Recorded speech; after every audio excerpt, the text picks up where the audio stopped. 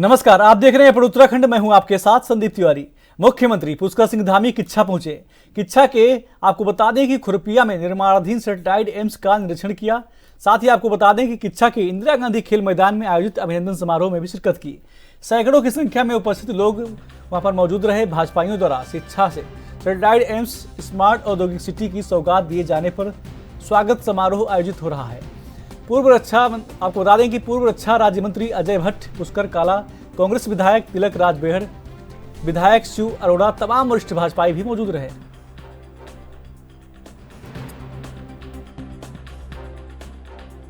इसका एक एम्स हमारे यहाँ पर खुलना चाहिए इस पूरे क्षेत्र में।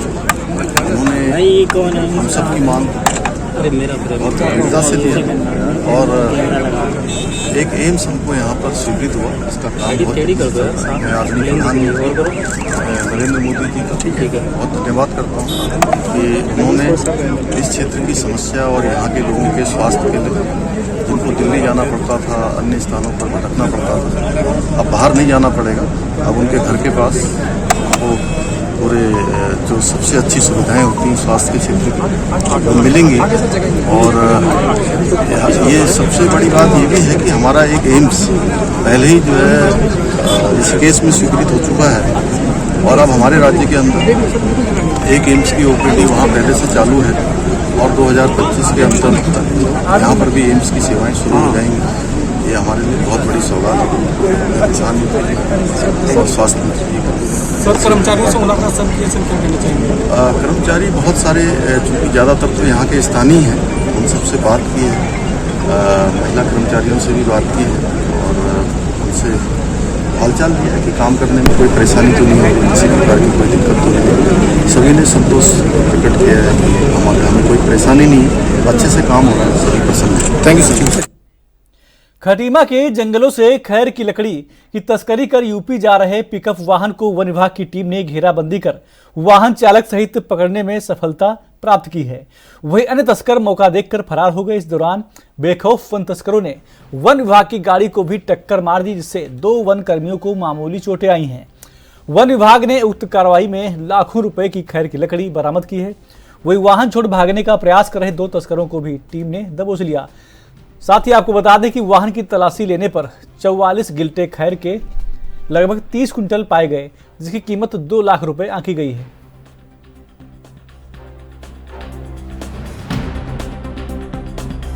हमको 1 बजे के आसपास सूचना प्राप्त हुई कि कोई एक गाड़ी खैर की जाने वाली है, जिसका नंबर UP 26 AT 1873 है। तो हम लोगों ने द्वारा अपना टीम को तैयार करके जगह जगह पर एम्बुश करने की कोशिश की। तो एक जगह पर ही हमारे क्या कहते हैं चंदेली के पास इसने जो है हम लोगों को स्टाफ को रोकने की कोशिश करी इसको। तो इसने जो है हमारे ऊपर गाड़ी चढ़ाने का प्रयास किया और वहाँ से भाग गया। तो फिर हमने दूसरे रास्ते से इसको घेर के हमने बच छोड़कर घेर लिया। जैसे इसको घेरने का एहसास हुआ तो इसने हमारी गाड़ी को टक्कर मारी और हम लोगों को जान से मारने की नीयत से कोशिश की। और जब इसको गाड़ी में हमने देखा तो इसमें खैर लदा हुआ था और ये खेतों में भागने लगा जहाँ तार वार लगी थी। तो ये तार में उलझ गया, जिसकी वजह से हमने इसको पकड़ लिया और इसका नाम जीशान अली न्यूरिया करके याद हुआ। जो हमारे संज्ञान में आए कि इसके द्वारा पिछले वर्ष भी हमारी गाड़ी में टक्कर मारी गई थी। जो मामला जो है थाना मनबसा में पंजीकृत है और उसमें कई 4-5 लोगों के इसमें नाम आए हैं, जो अभी मामला माननीय न्यायालय में विचाराधीन है।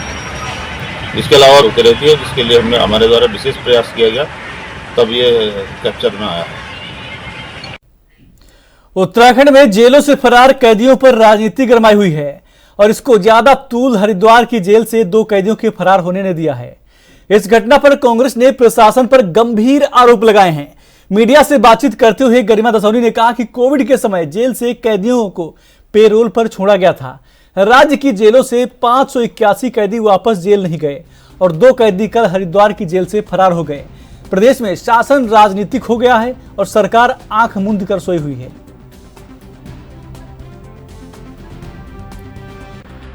होता है जब प्रशासन पॉलिटिकल ज़्यादा हो जाता है। प्रशासन का काम होता है लॉ एंड ऑर्डर को मेंटेन करना, जनता का भरोसा बनाए रखना। और डीजीपी साहब प्रेस वार्ता करके विपक्षी दल के नेताओं को ये नसीहत देते हुए दिखाई पड़े कि हम पर भरोसा रखिए। किस आधार पर आप पर भरोसा रखें?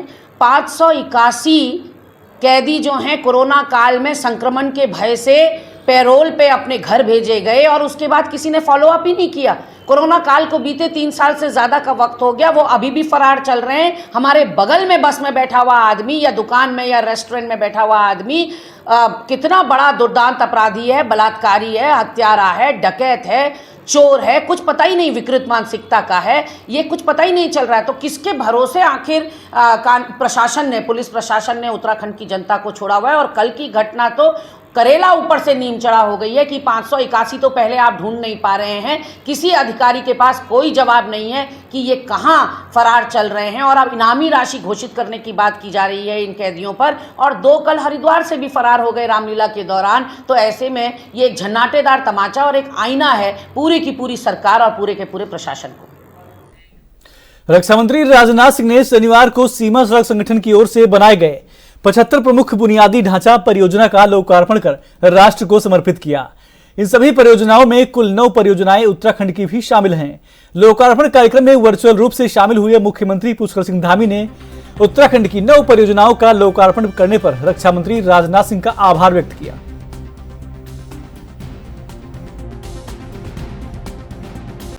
एसओसी रक्षा मंत्री माननीय राजनाथ सिंह जी के द्वारा जो आज 74 परियोजनाएं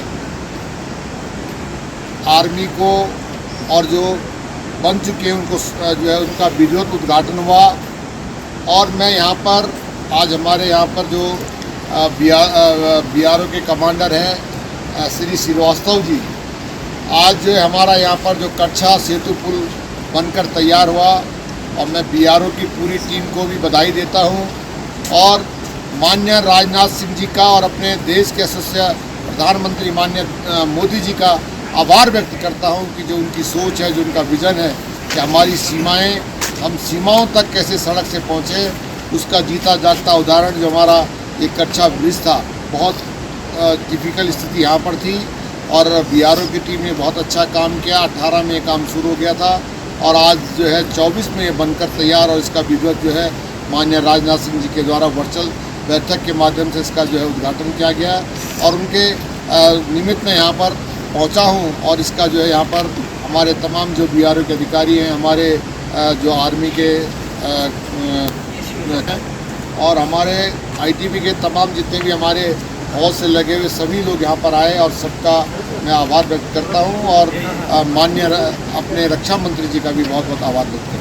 है जिसकी लंबाई 65 मीटर है और ये हमारा सितंबर 2018 में शुरुआत हुई थी। यहाँ की भौगोलिक और परिस्थितियों को देखते हुए हमने केवल 6 महीने का जहाँ पे काम करने को मिलता है, हमने इसे सितंबर 2024 में काम किया। इससे हमारा जो नेलांग वाइब्रेंट विलेज है, वो जडांग वाइब्रेंट विलेज है, वो हमारा कनेक्ट हो रहा है और इससे टूरिस्ट संभावनाएं काफ़ी बढ़ जा रही हैं। उद्घाटन में माननीय विधायक जी ने अपनी गरिमामय उपस्थिति दर्ज की। इस 75 परियोजनाओं का उद्घाटन माननीय रक्षा मंत्री जी ने सिक्किम से किया है और यहाँ पे अपनी गरिमामय उपस्थिति माननीय विधायक श्री सुरेश जी चौहान जी ने हमें। गृह मंत्री अमित शाह के उत्तराखंड के दौरे से पहले हरिद्वार कारागार से 2 कैदियों के फरार होने और कोविड काल से पैरोल पर चल रहे 500 कैदियों की वापसी न होने पर मुख्य विपक्षी दल कांग्रेस सरकार पर तंज कसते हुए नजर आ रही है। इस बात पर कांग्रेस से पूर्व मुख्यमंत्री हरीश रावत ने चुटकी लेते हुए कहा कि राज्य सरकार के पास गृह मंत्री को प्रदेश में बालिकाओं और महिलाओं के साथ हुए सामूहिक बलात्कार और हत्या के मामलों पर, आपको बता दें कि मामले परोसने कम थे कि अब सरकार ने कानून व्यवस्था की बिगड़ी हालत की एक और झलक दिखा दी है। वहीं दूसरी तरफ भाजपा से धर्मपुर विधायक विनोद चमोली ने कहा कि पुलिस को इस मामले पर ध्यान देने की आवश्यकता है, क्योंकि उनके कारण आज सरकार जनता के निशाने पर आ गई है। देखिए, कानून व्यवस्था ठीक रहे, ये सरकार की हमारी जिम्मेदारी है और प्रदेश में अगर विकास का माहौल बनाना है, प्रदेश में एक अच्छा माहौल देना है, तो उसके लिए सुरक्षा व्यवस्था बहुत आवश्यक है। आपने देखा होगा तमाम घटनाएं घटित हुई हैं, उनका पर्दाफाश भी हुआ है, अपराधी पकड़े भी गए हैं, सरकार इसमें काफी तत्परता भी दिखा रही है। उसके बावजूद घटनाएं हो रही है, तो मैं समझता हूँ पुलिस को ध्यान देने की आवश्यकता है। जैसे भी हरिद्वार से 2 लोग फरार हुए हैं जेल से, भी एक बड़ी घटना है, छोटी बात नहीं है। तो पुलिस को देखना चाहिए कि आखिर उसके कार्यशैली के कारण सरकार आज कहीं ना कहीं लोगों के टारगेट पर है, तो पुलिस को थोड़ा चुस्त दुरुस्त होकर काम करना पड़ेगा। राज्य सरकार ने कहा कि गृह मंत्री जी को परोसने के लिए कुछ कम हो गया है। पहले नहीं तो हमारी बेटियों के साथ, दलित बच्चियों के साथ सामूहिक बलात्कार, हत्याओं के मामले वो थे ही थे, तो उनके साथ जो है अब ये नया मामला, कैदी यहाँ भाग गए, उधर जो पैरोल पे कैदी थे जिनको छोड़ा था कोरोना के नाम पर, वो वापस नहीं आ रहे। तो ये गवर्नेंस पर बड़ा गंभीर प्रश्न है, चिंताजनक प्रश्न है, और मैं समझता हूँ धामी जी को बहुत तत्परता से काम करना चाहिए। गृह मंत्री जी के स्वागत का ये तरीका मुझे पसंद नहीं आया। और उत्तराखंड की आगे बढ़ते हैं। सितारगंज में NH 125 पर दर्दनाक हादसे में मोटरसाइकिल से सड़क पार कर रहे 2 बच्चों समेत पति पत्नी को ट्रैक्टर ट्रॉली ने अपनी चपेट में ले लिया। वहीं मोटरसाइकिल पर सवार 4 वर्षीय बच्ची की ट्रैक्टर के नीचे आने से दर्दनाक मौत हो गई। दूसरे बच्चे की हालत गंभीर बनी हुई। बाइक पर सवार पति पत्नी की भी हालत गंभीर बताई जा रही है। घटना के बाद घायलों को 108 की मदद से सामुदायिक स्वास्थ्य केंद्र पहुंचाया गया, जहां डॉक्टर ने घायलों की हालत गंभीर को देखते हुए हायर सेंटर रेफर कर दिया। सरकारी अस्पताल में पहुंचने के बाद चिकित्सकों ने बाइक सवार 4 वर्षीय बच्चे को मृत घोषित कर दिया।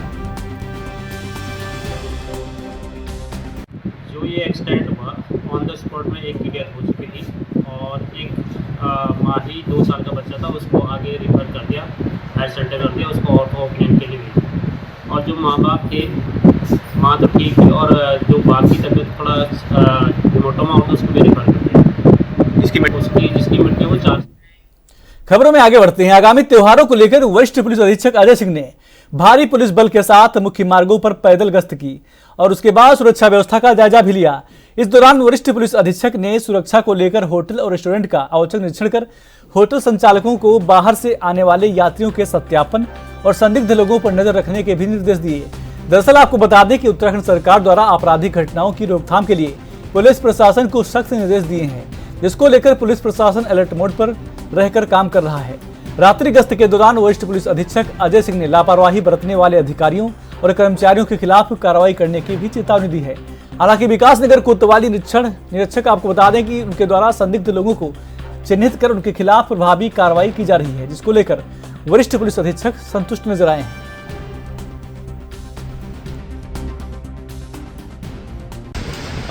सर, डीजीपी महोदय ने कहा था कि फुट पेट्रोलिंग की जाएगी। आप फुट पेट्रोलिंग पे आज फुट पेट्रोलिंग के द्वारा किस तरह की चीज़ें सामने आई है, यातायात को लेकर, परिवहन को लेकर, बाजार की व्यवस्था को लेकर, सुरक्षा को लेकर? देखिए, डीजीपी महोदय का स्पष्ट निर्देश है कि जो पुलिस है वो ज़्यादा से ज़्यादा कोशिश करे कि वो पैदल जो है बाजारों में भीड़भाड़ वाले स्थान को घूमे। इसके 2 उद्देश्य होते हैं। एक तो जब पुलिस सड़कों पर रहती है तो एक जो जनता में विश्वास की भावना बढ़ती है, और जब पुलिस सड़कों पर जाती है तो उससे बहुत सारे ऐसी चीज़ें दिखाई देती है, जैसे अवैध अतिक्रमण हो, अवैध पार्किंग हो, गाड़ियाँ हो, और बहुत सारे ऐसे लोग हैं जो सूचना पत्र का भी काम करते हैं। कुछ ना कुछ जब उनसे इंटरेक्शन होता है, जब पैदल चलने में, तो कुछ ना कुछ बातें वो शेयर करते हैं, अपनी समस्याओं को बताते हैं व्यापारी कर्मचारी लोगों को, और समाधान भी होता है। इसी को देखते हुए शहर देहात में इसको बताया गया, खासकर त्योहारी सीजन में फुट पेट्रोलिंग पैदल कोशिश की जाए कि ज़्यादा से ज़्यादा बाजारों में घूमा जाए। आज भी इसी को देखते हुए जो निर्देश है हमारे डीजीपी महोदय के, उसी निर्देश में 5वां रूम में भी मेरे द्वारा भ्रमण किया जा रहा है, और पुलिस को भी बताया गया कि लगातार भ्रमणशील रहें और कोशिश करें कि जहाँ ज़्यादा पैदल चल सके, जहाँ बाजार है वहाँ पर जरूर पैदल भ्रमण करें, अतिक्रमणों को हटाएं, लोगों से बात करें और लोगों की समस्याओं का खबरें और भी हैं, छोटा सा ब्रेक।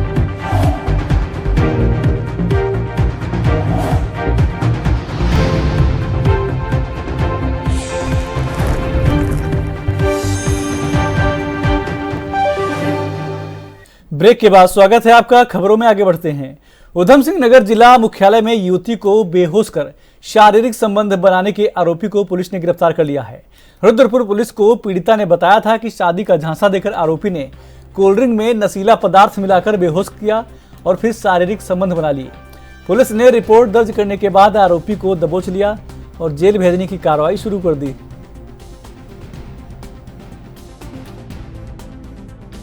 ये कल दिनांक 11 तारीख को एक अभियोग पंजीकृत किया गया था एक तहरीर के आधार पे। उसमें जब इन्वेस्टिगेशन की गई तो एक आरोपी जो कि है उसके विरुद्ध पर्याप्त मात्रा में साक्ष्य थे, जिसके आधार पे कल ही उसकी अरेस्टिंग की गई थी।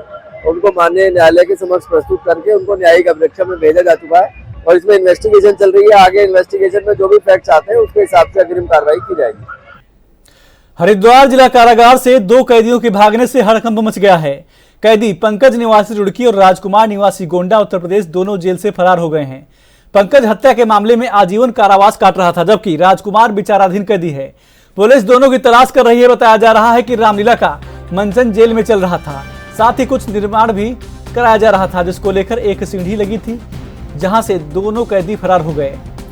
एसएसपी प्रमेंद्र सिंह डोभाल और जिलाधिकारी कामेन सिंह निरीक्षण करने जिला कारागार पहुंचे। मौके पर फॉरेंसिक टीम और डॉग स्क्वाड को बुलाया गया, जिन्होंने सुराग जुटाने के लिए जांच शुरू कर दी है। जेल प्रशासन की लापरवाही और सुरक्षा में खामियों पर सवाल खड़े हो रहे हैं।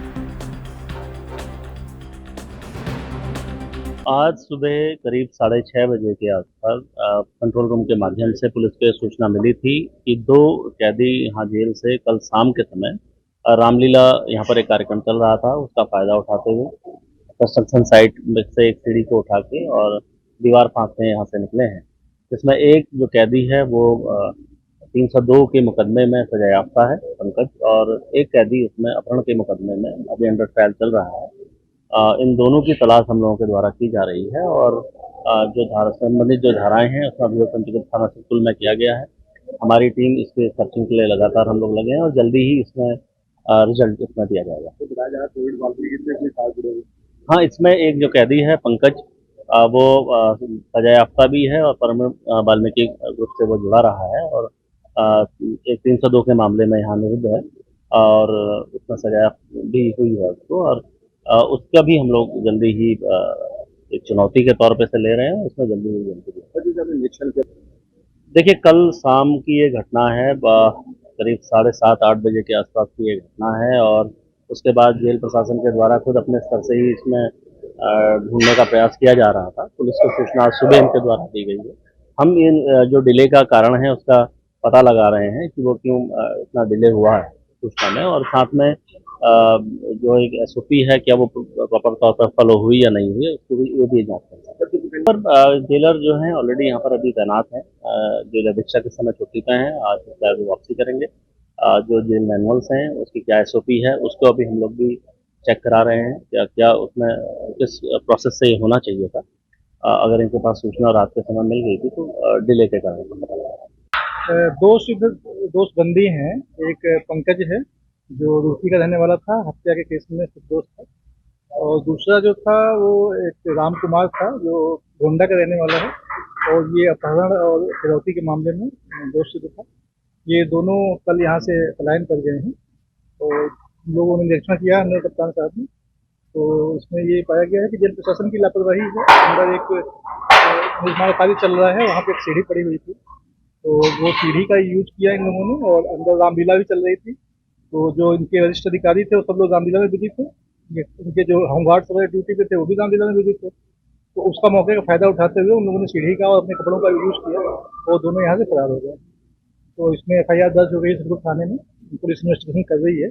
उसके अलावा डिपार्टमेंटल इंक्वायरी और मजिस्ट्रेटल जांच भी इसकी कराई जाए। सर नहीं, देखिए एक्टिविटीज जो भी जेल में होनी चाहिए सुरक्षा को दृष्टिगत रखते हुए होनी चाहिए। अब चूंकि रात में रामलीला होते समय अगर रामलीला हो भी रही है तो भी जो ड्यूटी जिनकी है रक्षा की, उनको रामलीला में शामिल होने के लिए सुरक्षा का काम करना चाहिए, लेकिन वो अपनी ड्यूटी नहीं कर रहे थे।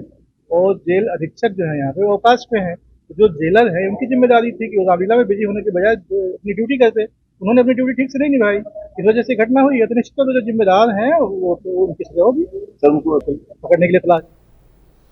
उत्तराखंड रेशम विभाग रेशम इतिहास में पहली बार महिलाओं की सहायता समूह के माध्यम से रेशम कोए से हस्तनिर्मित उत्पाद तैयार कर बाजारों में उतारा है। उत्तराखंड के रेशम से बने प्रोडक्ट की बाजारों में बड़ी डिमांड हो रही है। रेशम विभाग सहायता समूह के द्वारा तैयार किए गए उत्पाद को लॉन्च किया है। उप निदेशक रेशम विभाग कुमाऊं हेमचंद ने बताया कि रेशम विभाग अभी तक किसानों को रेशम कीट पालन के माध्यम से उनकी आर्थिक स्थिति को मजबूत करने का काम कर रहा है, लेकिन पहली बार रेशम कीट पालन से तैयार हुए कोए से हस्त निर्मित उत्पाद तैयार कर महिलाओं को आत्मनिर्भर बनाए जाने का प्रयास किया जा रहा है। मैं यहाँ पे ये कहना चाहूँगा कि रेशम विभाग पूर्व से ही स्वयं सहायता समूहों को लेकर के काम कर रहा है, लेकिन वो रेशम के कच्चे माल के उत्पादन, लेकिन रेशम कोया उत्पादन काम कर रहा था और साथ ही उनको बड़े रूप में देहरादून में हमारे पास रीलिंग यूनिट और वस्त्र उत्पादन की भी यूनिट है, वो वस्त्र उत्पादन का भी काम कर रहा है, रीलिंग का भी काम कर रहा है। लेकिन यहाँ पर हम देख रहे हैं कि रेशम कोये से जो हाथ से कलाकारी से जो उत्पाद बनाए गए हैं वो पहली बार हो रहे हैं। तो यहाँ पर वो और विभिन्न प्रकार के उत्पाद बन रहे हैं। अब चूंकि उत्तराखंड को देवभूमि कहा जाता है तो अवश्य है कि उसके प्रतीक के रूप में बहुत सारे देवी देवता हैं जिनके बहुत सुंदर मोमेंटो तैयार किए गए, जिसे हम हूबहू उनकी शक्ल के रूप में देख सकते हैं। और साथ ही उन देवी देवताओं के अतिरिक्त भी जैसे पहाड़ी महिला का, जो कि पहाड़ी महिला हमारे यहाँ के लिए परिधान स्वरूप जो है वो पहनती है, तो उसका भी हमने मोमेंटो यहाँ पे तैयार किया है। हमारा राज्य का जो राज्य पक्षी है हिमालयी मोनाल, उसका भी मोमेंटो तैयार कर लिया गया है। इसी प्रकार से जो यहाँ के प्रतीक हैं उनके मोमेंटो हम लोग जो भी ऐसी चीज़ें आएंगी हमारे आइडिया में, विचार में, उसको आगे जो कस्टमर्स इसको लेना चाहेंगे वो लोग कस्टमाइज भी करवा सकते हैं। जैसा प्रोडक्ट वो तैयार करना चाहें वो भी तैयार कर सकते हैं, ये सुविधा भी उनके पास रहेगी। तो ये SHG के रूप में काम कर रहा है, क्योंकि कहते हैं कि एकता के बिना कोई चीज़ संभव नहीं होती है। तो हमने रेशम नई पहल नाम से महिलाओं का जो जनपद नैनीताल की है उनका एक समूह गठित किया है और अपेक्षा करते हैं यही मॉडल जो है अन्य जनपदों में भी उत्तराखंड के फॉलो हो, ताकि वहाँ की भी महिलाएं लाभ कमा करके इससे एक सम्मान का वो ले सकें। इसमें जो बहुत बड़ी चीज़ है वो है कि इस्टेब्लिशमेंट कॉस्ट, जो इनपुट है वो बहुत कम लगना है। अगर कोई कृषक ये चाहेगा कि मैं रीलिंग करूं या फिर मैं वस्त्र उत्पादन करूं तो उसको बहुत बड़ी इकाई लगानी पड़ेगी जो लाखों रुपयों में लगेगी। लेकिन ये एक ऐसी चीज़ है कि चंद हज़ार रुपयों से आप जो है इसको शुरू कर सकते हैं। इसमें बहुत कम आपको रेशम कोया खरीदना है, उसके बाद जो है अपनी कलाकारी उसमें दिखाते हुए एक छोटी कॉस्ट इन्वेस्टमेंट के साथ आप इस कार्य को कर सकते हैं। बशर्ते आपके अंदर जितनी क्रिएटिविटी होगी आप उतना आगे बढ़ेंगे। रेशम तो हम लोगों ने बहुत सुना था ना, रेशम रेशम करके साड़ियाँ भी देखी, रेशम की और चीज़ भी देखी, पर रेशम का जो आप यहाँ आए ना तो हमें बहुत आश्चर्य हुआ कि रेशम से हम इतनी सारी चीज़ें बना सकते हैं। तो हमको यहाँ से एक बार बुलावा आया कि एक ट्रेनिंग दी जा रही है, तो आप इच्छुक हैं तो आइए करके। तो हमारे साथ की महिलाएं आई और हम बहुत आश्चर्यचकित हो गए इसको देख के कि क्या चीज़ है। हमें लगा पता नहीं क्या है, कोई है, पर पता लगा रेशम से, तो हम बहुत ही खुश हुए। और फिर हमको यहाँ से जो ट्रेनिंग मिली, हमारे जो डिप्टी डायरेक्टर हेमचंद जी, उन्होंने हमको मतलब बहुत ज़्यादा सहयोग दिया। मतलब एक तो होता है कि औपचारिक ट्रेनिंग चलती है और पूरी हो जाती है फिर ख़त्म हो जाती है, परंतु ट्रेनिंग के बाद जो हम लोगों का उत्साहवर्धन किया, हम लोगों को एक राह दिखाई सर का, हमारा पूरा जो हमारी उसकी समूह की महिलाएं हैं, धन्यवाद अदा करना चाहेंगी कि ट्रेनिंग के बाद सीधे ही हमको जो काम दिया गया विभाग की तरफ से वो बहुत ही सराहनीय है और मुझे लगता है कि महिलाएं इसमें आगे भी बहुत काम करेंगी। सर इसमें हमने तो एक तो ज्वेलरी है, देखिए जो मैंने पहनी है, इसमें माला है, ये कान के हैं और ये फ्लावर्स हैं, ये गुड़ियाएँ हैं और इसमें ये मोमेंटो भी हैं जिसमें बद्रीनाथ केदारनाथ कई तरीके के हम लोगों के बनाए हुए हैं। जैसी हम लोगों की डिमांड है, पहाड़ी महिला भी है इसमें, देखिए आप, इसमें ज्वेलरी भी हम लोगों ने पहना रखी है।